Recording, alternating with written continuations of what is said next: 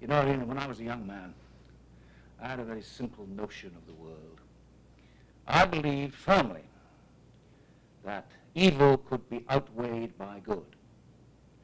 And now? Now, through the years, I have come to realize that the best anybody can do is simply equalize the forces and simply hope that good will prevail. Got a problem? Odds against you? Call The Equalizer. I would like you to meet The Equalizer. It's a brand new program on CBS on 10/11 here, and his name is Edward Woodward. Oh, just say the name. Isn't it lovely? Edward Woodward. Edward Woodward. Now you. Or Edward Albert Arthur Woodward. Who gave you all those? My mother. Well, who else? But your dad had something to do with it. He had a little bit to do with it, yeah. Well, Started by kings, he was. As you can tell, he's very British. You may not have seen a great deal of him unless you saw Breaker Morant, that wonderful film. Did you see him in Breaker Morant? There are such good films coming out of Australia. How did you get linked down into Australia with that? Well, I've worked a lot in Australia. I've done plays in Australia. I'm a singer, and I've done LPs, so I've done singing concert tours in Australia. I've done opera in Australia, and I had a television series which I made in England for some years, and that was very big in Australia. So I was invited out by the director to play the British officer in Breaker Morant. Well, you had a television series in England. I've had What four. kind? What did you do? This particular one was one called KOLN, who was, like the character I play in this, a Secret Service man, ex-Secret Service man. No, he wasn't. He was a current one. But he was younger, of course, much more basic, much more lower class, Cockney man.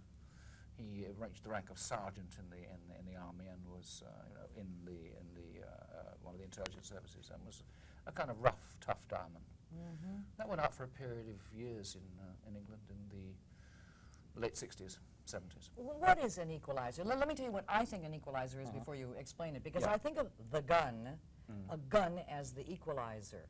No, it's not. But it's not. Well, sometimes it is.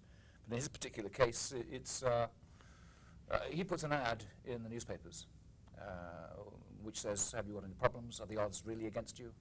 Call the equalizer. And his whole business in life is to equalize the odds against you. Those people who have a problem, who've been in terrible trouble, and they have no recourse to the police, or they have no recourse to lawyers, or they've come to the end of their tether. And he tries to solve the problems. What do you charge for your services? Ah, well, now that's a problem. That is a great problem, because I've been asking the authors that. My one great fascination with this character, I mean, I have many fascinations about the character, and I know a lot about him now. The one thing I don't know, because he's a very wealthy man, he's very well heeled, he wears beautiful clothes, he has a most beautiful apartment. He drives the latest Jaguar. He has... Now say that again. You say that again. He drives the latest Jaguar. I used to have a Jaguar.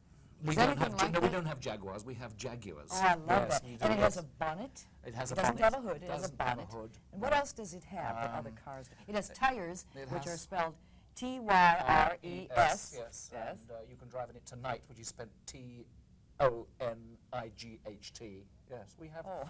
It was Winston Churchill. Winston Churchill who said about America and Great Britain, two great nations divided by a common language. That's what he said. Quite bright of him to say that. You know, Edward, the marvelous thing about your character, I think, is you are the kind of person that one would like to come to with their problems. I mean, a fatherly sort of, I'm going to take care of it, you don't have to worry about a thing. My children have never said that. They have Isn't that never. odd? How about your son on the show? No, there's a nice non-relationship with the son, in a way. The thing about this character is that he has been with an agency, with the CIA, for about 25 years. And during the course of that time, his family broke up. He was always going away and always being in strange parts of the world. And he was divorced, and his son, right at the very beginning, you see that his son, he meets his son for the first time in 3 or 4 years. And it is a very sad relationship, which we come back to in about 5 or 6 episodes' time. And it's a very real situation too. It's a very, a very strange and sad situation between a father and a son. Edward's done a lot of things, of course, one of which is to play Shakespeare in India. And I understand You've done our that research extremely well. Indians react a little differently to the Shakespeare than perhaps some other people do. It is the most astonishing, they are the most astonishing audiences in the world. To start with, you see, they learn their English. The educated Indians learn their English through Shakespeare, basically through Shakespeare. They start learning Shakespeare and reading Shakespeare at a very early age. So they know by the time they're at sort of high school, and certainly university level, they know Shakespeare far better than anybody else in the world. They study it and they know it extremely well. And the meter of their language is somewhat Shakespearean also. Now they arrive, they come to a theatre, and they pack the theatres, because there's very little live drama there anyway, I mean theatre drama. And they bring their script, they bring the book with them. So we're doing, this particular occasion, doing Othello.